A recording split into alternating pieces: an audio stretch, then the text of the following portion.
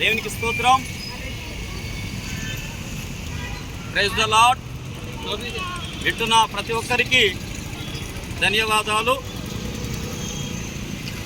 ఈ నెల 24 తారీఖు నాడు అనగా సోమవారము రాత్రి 11:35 లోపు పాస్టర్ ప్రవీణ్ ప్రగడాల గారు చనిపోయినరని విజయవాడ దాటి కొవ్వూరు టోల్ ప్లాజా దగ్గర నుంచి ఒక 10 కిలోమీటర్ల దూరంలో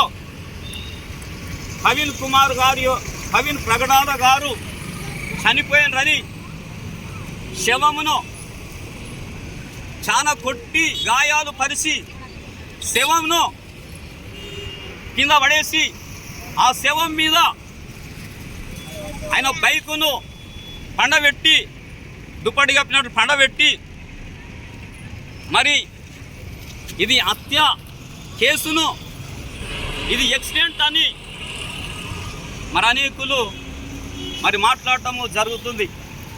మరి పోలీసులు ఏపీ పోలీసులు కూడా ఇది యాక్సిడెంట్ అన్నట్లుగా తెలియచేస్తున్నారు. కానీ ఇది యాక్సిడెంట్ కాదు, ఇది అక్షరాల హత్య అని మేము అనుమానాస్పదంతో మాట్లాడుతూ ఉంటున్నాం. ఆరుమూరు మండలం, నిజామాబాద్ డిస్టిక్, ఓరే పెంతకోస్తు సంఘం ఆర్మూర్ పాస్టర్ మార్కు అని నేను మరి దైవజనులు ప్రవీణ్ ప్రగడాల గారి గురించి మేము బాబాసాహెబ్ అంబేద్కర్ యొక్క మరి విగ్రహము ఎదుట ఈ నిరాశనను మేము నిరాశన కార్యక్రమాన్ని పట్టి ఉంటున్నాం. పాస్టర్ గారు మరి ఏది మాట్లాడినా గ్రంథాలను ప్రూఫ్ చేస్తూ మరి మాట్లాడి ఉంటున్నాడు. మరి ఎక్కడ కూడా తప్పు మాట్లాడలేడు, ఎక్కడ కూడా అబద్ధము మాట్లాడలేడు. ఉన్నట్లుగా మరి ప్రవీణ్ ప్రగడాల గారు పాస్టర్ గారు మాట్లాడి ఉంటున్నారు. ఆ మాట్లాడినటువంటి మాటలను ఆధారము చేసుకొని మరి తనకు వ్యతిరేకంగా ఉంటున్న మరి మతోన్మాదులు ఈ యొక్క పాస్టరు ఒంటరి పోతున్న సమయంలో మరి ఒంటరిగా ఉన్న సమయంలో కొంతమంది దుండాగుల్లాగా కలిసి మతోన్మాదులు ఒంటరిగా కొట్టటము ఇది సిగ్గుసేటు. ఒక్కరిని కొంతమంది కొట్టటము మరి అది రాత్రిపూట ఒంటరిగా దొరికించుకొని కొట్టడం అనేది ఇది సిగ్గుసేటు.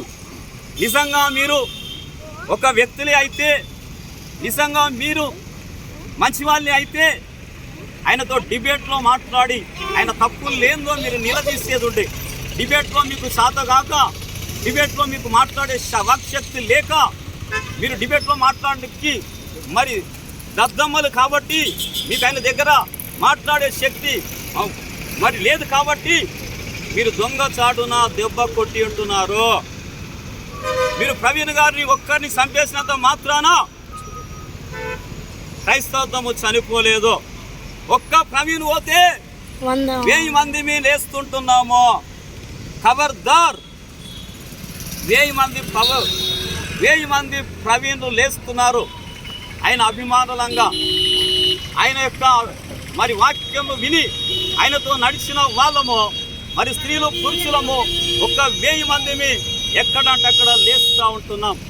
క్రైస్తవత్వాన్ని ఆపేయాలని, క్రైస్తవత్వాన్ని తొక్కేయాలని మీరు అనుకుంటుండొచ్చు. దీన్ని ఆపేవాడు ఎవ్వడు లేడు. దీన్ని మించిన గ్రంథము ఏది కూడా లేదు లోకములో.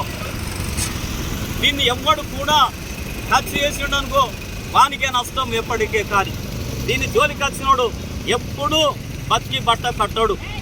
ప్రవీణ్ గారు ఇప్పుడు పోయిండొచ్చు, వీళ్ళు కూడా కొన్ని రోజులైనాక పోతారు. కానీ క్రైస్తవత్వం ఆపడానికి ఏ చక్రవర్తుల వలన, ఏ రాజుల వలన, ఏ అధికారుల వలన, ఏ ప్రభుత్వం వలన కాదు. ఎందుకంటే మా ప్రభు అయిన యేసుక్రీస్తు వారు పరలోకంలో ఉన్నాడు, జీవముతో ఉన్నాడు. చనిపోయి పాతి పెట్టబడినప్పటికీ 3వ దినాన తిరిగి లేచినట్టు ముచ్చయం చేయడు మా యేసు ప్రభువారు. మరి తిరిగి లేచినట్టు ప్రభువారు మరి ఈ యొక్క కార్యక్రమాలను జరిగిపిస్తున్నాడు. యేసును ఆపే శక్తి ఎవ్వరికి లేదు. పొరపాటున ఎవడన్నా యేసు ప్రభు మీదకి వస్తే ఒక్క రాయి మీదకి వచ్చినట్లే, రాయికి వచ్చి వాడు తాకితే వాడికే దెబ్బ తాకుతుంది, రాయి వచ్చి వాడి మీద పడిన వాడే తునాతురకలైపోతాడు. అని యేసు ప్రభు జోలికి మీరు వస్తుంటున్నారు, కానీ యేసు ప్రభు ఊడుకోడు. చాలా జాగ్రత్త అని నేను తెలియజేస్తూ ఉంటున్నాను.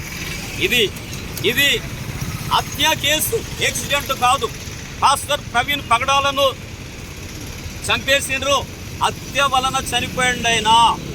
ఈ హత్య కేసు హత్య వలన చనిపోయాడు కాబట్టి ఏపీ పోలీసులు దీని మీద సరైన దర్యాప్తును చేపట్టి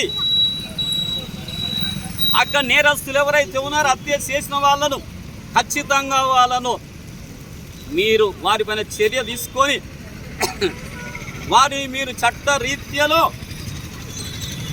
మరి గవర్నమెంట్కు మీరు అప్పచెప్పాలా, కోర్టుకు కూడా అప్పచెప్పాలా.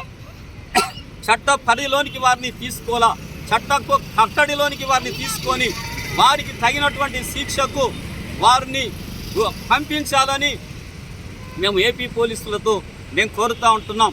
24 తారీఖు నాడు ఇది జరిగింది, హత్య జరిగింది ప్రవీణ్ పాస్టర్ మీద. మరి ఇన్ని రోజులు ఎందుకు ఆలస్యం చేస్తూ ఉంటున్నారు పోలీసు బృందం? ఏపీ పోలీసు బృందంతో నేను మాట్లాడుతూ ఉంటున్నాను. ముఖ్యంగా రాజమండ్రిలో ఉంటున్నటువంటి ఎస్పీ గారితోని, అక్కడ అందుబాటులో ఉన్న సిఐ గారితో, ఎస్ఐతోని నేను మాట్లాడటం జరుగుతూ ఉంటుంది. ఈ యొక్క కేసును మీరు ఆలస్యం చేస్తూ ఉంటే